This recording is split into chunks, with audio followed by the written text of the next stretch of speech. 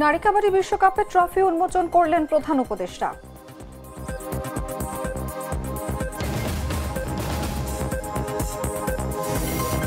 ট্রাইব্যুনালের রায় যাই হোক তা কার্যকর করা হবে বলে জানিয়েছেন স্বরাষ্ট্র উপদেষ্টা। নির্বাচনকে সামনে রেখে মাঠ প্রশাসনকে ঢেলে সাজানো হয়েছে। পটুয়াখালীতে অসহায় দম্পতির পাশে রিজভি।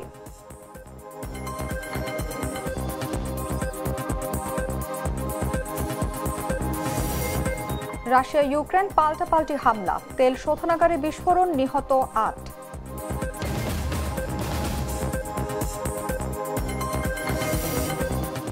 অপরাজিত অভিযানে আরও এক ধাপ এগিয়ে, শতভাগ জয়ে বিশ্বকাপের দরজায় স্পেন।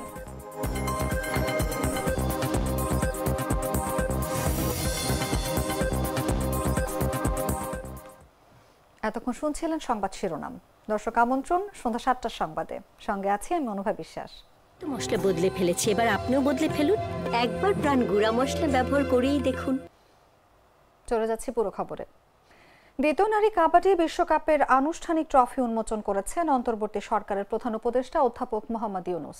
রোববার রাষ্ট্রীয় অতিথি ভবন যমুনায় তিনি অংশগ্রহণকারী সব দেশের প্রতিনিধিদের উপস্থিতিতে ট্রফিটি উন্মোচন করেন। এই অনুষ্ঠানের মধ্য দিয়ে বিশ্বের অন্যতম বহুল প্রতীক্ষিত নারী কাবাডি প্রতিযোগিতার আনুষ্ঠানিক উদ্বোধন হলো, যা একই সঙ্গে আন্তর্জাতিক কাবাডি অঙ্গনকে স্বাগত জানানোর জন্য বাংলাদেশের প্রস্তুতিও তুলে ধরে। বাংলাদেশ এবারই প্রথম নারী কাবাডি বিশ্বকাপের আয়োজক হিসেবে দায়িত্ব পালন করছে।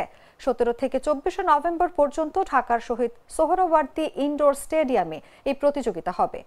অনুষ্ঠানে অধ্যাপক ইউনূস ঢাকায় বিশ্বকাপ আয়োজনের গুরুত্ব তুলে ধরেন এবং একটি অন্তর্ভুক্তিমূলক, অনুপ্রেরণাদায়ক ও বিশ্বমানের টুর্নামেন্ট নিশ্চিত করতে সরকারের অঙ্গীকার পুনর্ব্যক্ত করেন।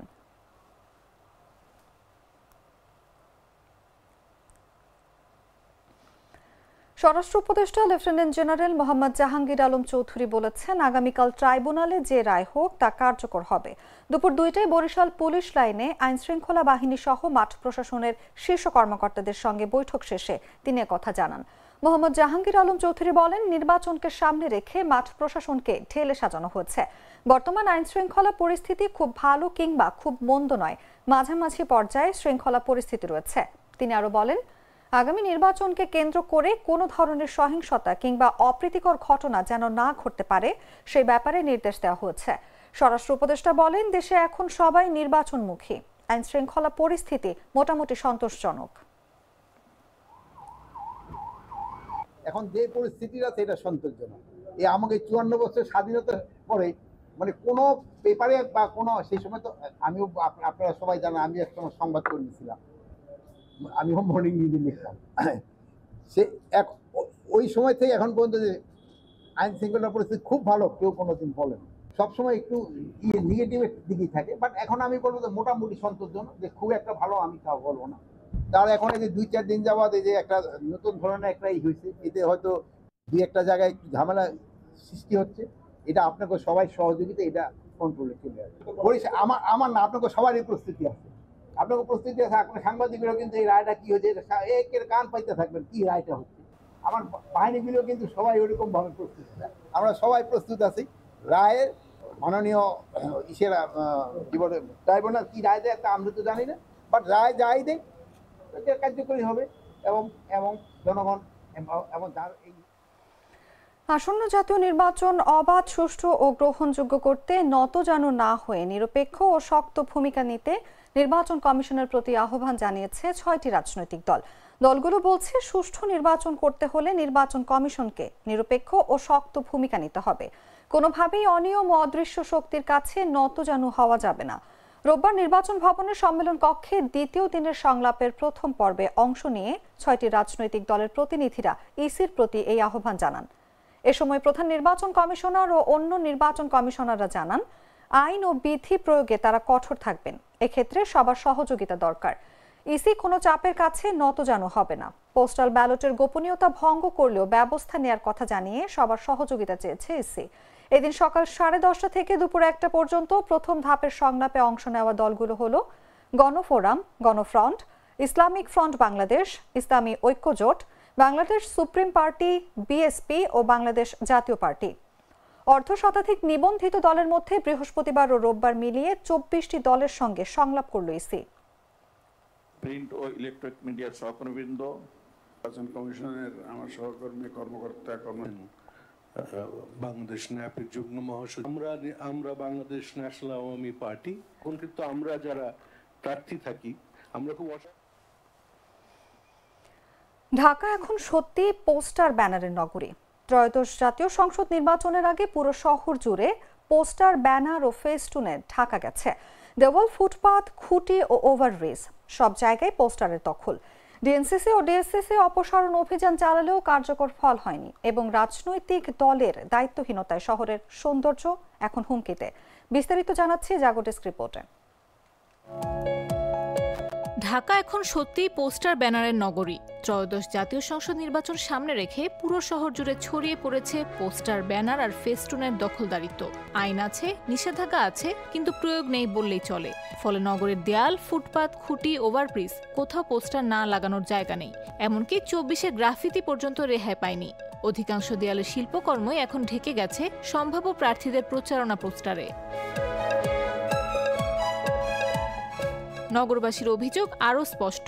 রাজনৈতিক দলগুলোর সম্ভাব্য এমপি প্রার্থীরা যেন পোস্টার লাগানোর দৌড়ে প্রতিযোগিতায় নেমেছেন। যেসব বাড়ির দেয়ালে বড় বড় করে লেখা থাকে পোস্টার লাগানো নিষেধ, সেখানেও ঠাসা পোস্টার। মেট্রো রেল পিলার, দেয়াল চিত্র, বিদ্যালয়ের দেয়াল, এমনকি পার্কের চারপাশ সব জায়গায় এখন পোস্টারের দখলে।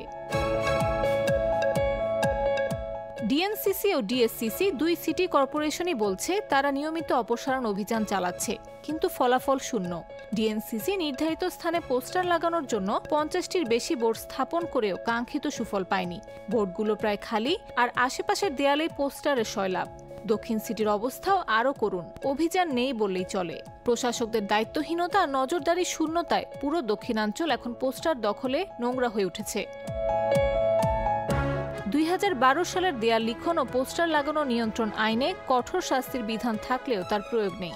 বাংলাদেশ পরিবেশ আন্দোলন বাপা মত দিয়েছে, পোস্টারের এই অপসংস্কৃতি বন্ধে রাজনৈতিক দলগুলোকেই দায়িত্ব নিতে হবে। যেহেতু পোস্টারে প্রার্থীর নাম ঠিকানা থাকে, তাই সিটি কর্পোরেশনের উচিত আইন অনুযায়ী সরাসরি ব্যবস্থা নেওয়া। এদিকে উত্তর সিটি বলছে তারা গত এক মাসে 1,25,000 পোস্টার, ব্যানার অপসারণ করেছে, কিন্তু বাস্তবে গুলশান, বনানী, মিরপুর সকল জায়গাতেই পোস্টারের সয়লাভ দৃশ্যমান, বিশেষ করে সম্ভাব্য এমপি প্রার্থীদের রাজনৈতিক প্রচারণায়। নগর কর্তৃপক্ষের উদ্যোগের অভাব, আইনের প্রয়োগহীনতা এবং রাজনৈতিক দলের দায়হীনতার কারণে ঢাকা আজ পরিণত হয়েছে পোস্টার ব্যানারের নগরীতে। নগরবাসীর প্রশ্ন, এভাবে একটি আধুনিক রাজনীতি চলতে পারে? শহরের সৌন্দর্য ফেরাতে এখনই প্রয়োজন কঠোর ব্যবস্থা ও বাস্তবায়নযোগ্য পরিকল্পনা। নাফিস আব্দুল্লাহ, জাগো news. Treat chocolate. Treat moment. Sweet moment. আগামী সোমবার জুলাই আগস্টের সংগঠিত মানবতা বিরোধী অপরাধের মামলার রায় ঘোষণা করা হবে। মামলার আসামি হিসেবে আছেন ক্ষমতাচ্যুত প্রধানমন্ত্রী শেখ হাসিনা, সাবেক স্বরাষ্ট্রমন্ত্রী আসাদুজ্জামান খান কামাল এবং সাবেক IGP Chowdhury Abdullah Al Mamun. Chief prosecutor Mohammad Tajul Islam সাংবাদিকদের জানিয়েছেন, রায় ট্রাইব্যুনাল 1-এর চেয়ারম্যান বিচারপতি মোহাম্মদ গোলাম মর্তুজা মজুমদারের নেতৃত্বাধীন 3 সদস্যের বিচারিক প্যানেল দ্বারা ঘোষিত হবে। শেখ হাসিনা ও আসাদুজ্জামান খান কামাল এখনও পলাতক, আর সাবেক আইজিপি চৌধুরী আব্দুল্লাহ আল মামুন কারাগারে আটক এবং রাজসাক্ষী হিসেবে জবানবন্দি দিয়েছেন। রাষ্ট্রপক্ষ আসামিদের বিরুদ্ধে 5টি অভিযোগ এনেছেন এবং সর্বোচ্চ শাস্তি দাবি করেছেন। অন্যদিকে আসামি পক্ষ তাদের নির্দোষ দাবি করে খালাস চেয়েছেন। রায় সরাসরি সম্প্রচার করবে বাংলাদেশ টেলিভিশন এবং আন্তর্জাতিক অপরাধ ট্রাইব্যুনালের ফেসবুক পেজ। মামলার প্রসিকিউশন ও আসামি পক্ষের যুক্তিতর্ক শেষ হয়েছে গত 23 অক্টোবর। রাষ্ট্রপক্ষের প্রধান আইন কর্মকর্তা অ্যাটর্নি জেনারেল মোহাম্মদ আসাদুজ্জামান ন্যায় বিচারের মাধ্যমে সর্বোচ্চ শাস্তির দাবি জানিয়েছেন।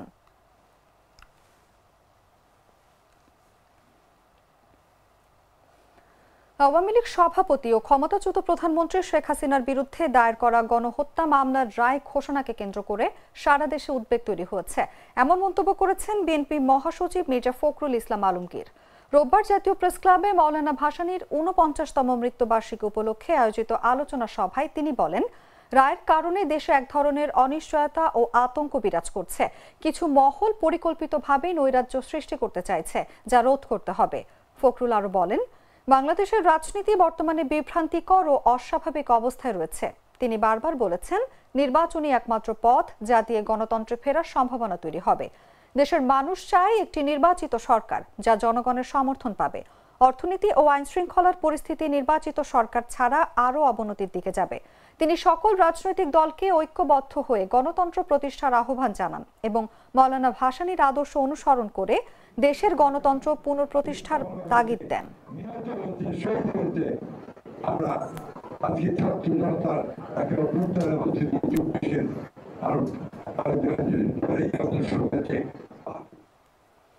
পটুয়াখালী সদর উপজেলার বড় বিঘা ইউনিয়নে অসহায় এক বৃদ্ধ দম্পতির মানবেতর জীবনযাপনের চিত্র সম্প্রতি জাগো নিউজে প্রকাশিত হওয়ার পর বিষয়টি নজরে আসে বিএনপির ভারপ্রাপ্ত চেয়ারম্যান তারেক রহমানের। তার নির্দেশে রোববার ওই দম্পতির বাড়িতে যান বিএনপির সিনিয়র যুগ্ম মহাসচিব রুহুল কবির রিজভী। এ সময় তিনি পরিবারটিকে আর্থিক সহায়তা প্রদান করেন। রিজভীর আগমনের খবর পেয়ে আশেপাশের এলাকাবাসী জড়ো হন। তার এই উদ্যোগের জন্য বিএনপি এবং তারেক রহমানকে ধন্যবাদ জানান। স্থানীয়রা জানান, আবাসন প্রকল্পে আধার ঘরে ক্ষুধা পেটে দিন কাটে বৃদ্ধ দম্পতির। সরকারি আবাসনের একটি জরাজীর্ণ ঘরে বসবাস করছেন মোহাম্মদ গন্নি জমাদ্দার ও তার স্ত্রী মমতাজ বেগম। ভরণ পোষণে কেউ না থাকায় দীর্ঘদিন ধরে কর্মহীন ও অসুস্থ এই বয়োবৃদ্ধ দম্পতি মানবেতর জীবনযাপন করছেন। বিএনপির সিনিয়র যুগ্ম মহাসচিব রুহুল কবির রিজভী বলেন, হাজার হাজার মাইল দূরে থেকেও এই ছোট গ্রামের অসহায় মানুষের কথা চিন্তা করেন আমাদের নেতা তারেক রহমান। এই মানুষগুলোর পাশে থাকার জন্যই আমরা বিএনপি পরিবার প্রতিনিয়ত চেষ্টা করছি।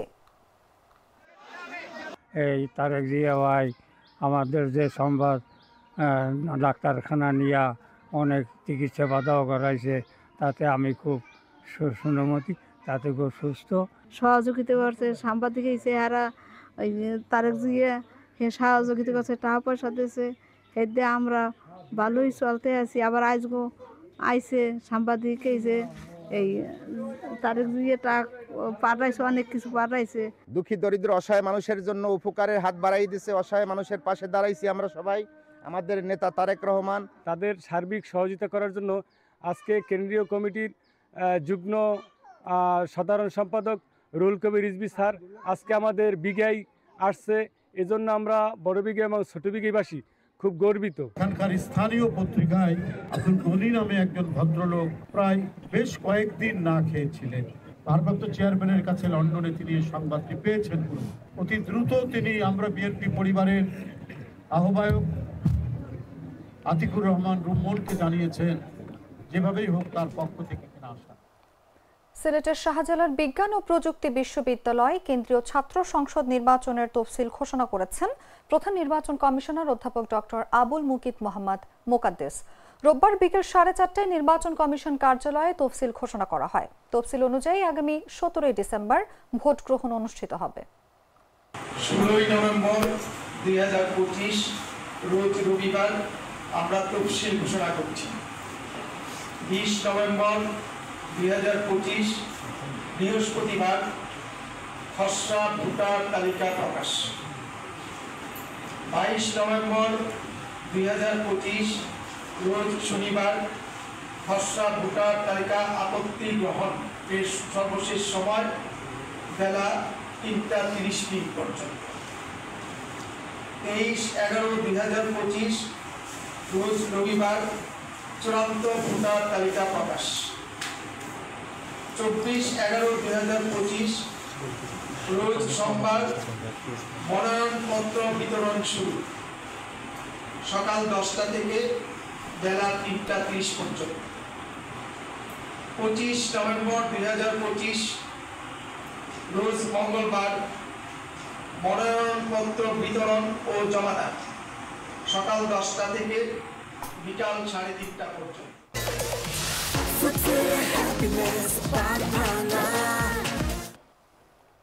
জানাবো আন্তর্জাতিক সংবাদ।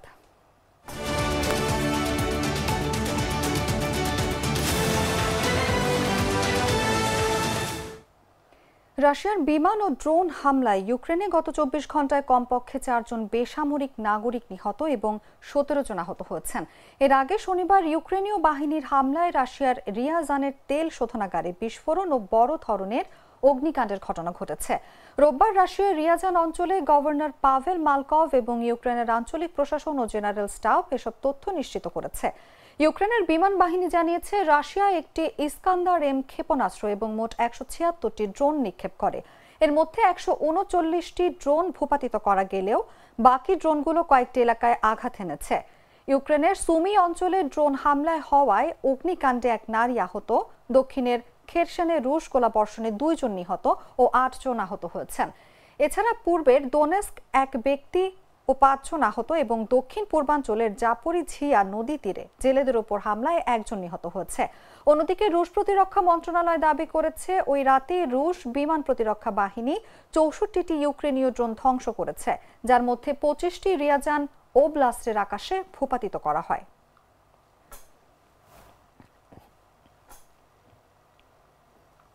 সংবাদ শেষ করব খেলার খবর জানিয়ে।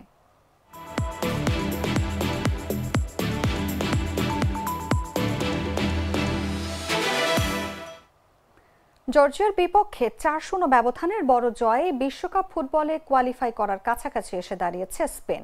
এখন পর্যন্ত 5 ম্যাচের সবকটিতে জয় পেয়েছে সাবেক বিশ্ব চ্যাম্পিয়নরা।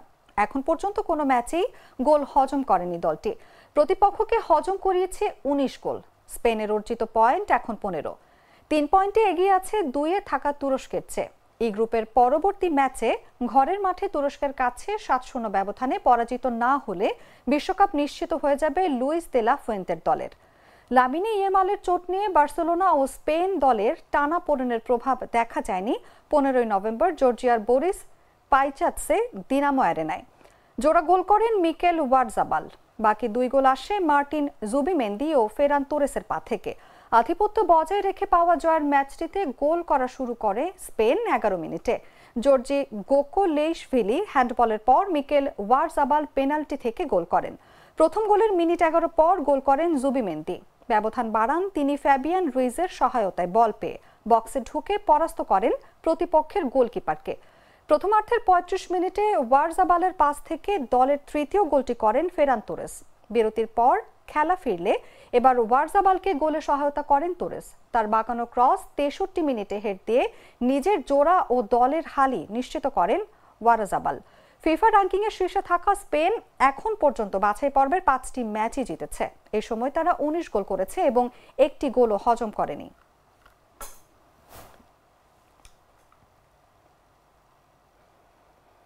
সংবাদ শেষ করার আগে শিরোনামগুলো জানিয়ে দিচ্ছি আরো একবার।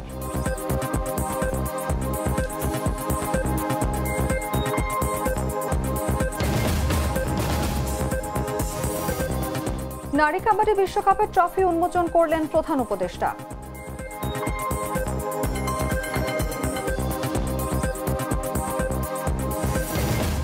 ট্রাইব্যুনালের রায় যাই হোক তা কার্যকর হবে বলে জানিয়েছেন স্বরাষ্ট্র উপদেষ্টা। নির্বাচনকে সামনে রেখে মাঠ প্রশাসনকে ঢেলে সাজানো হয়েছে। পটুয়াখালীতে অসহায় দম্পতির পাশে রিজভী।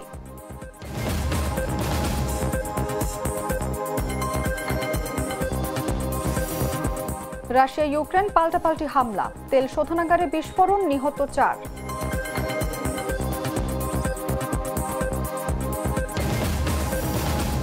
এবং অপরাজিত অভিযানে আরো এক ধাপ এগিয়ে শতভাগ জয়ে বিশ্বকাপের দরজায় স্পেন।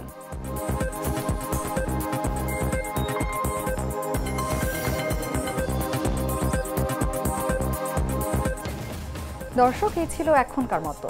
প্রতি মুহূর্তে সর্বশেষ খবর জানতে ভিজিট করুন jagonews24.com। ফলো করুন আমাদের ভেরিফাইড ফেসবুক পেজ এবং সাবস্ক্রাইব করুন জাগো নিউজের ইউটিউব চ্যানেল। ধন্যবাদ সবাইকে।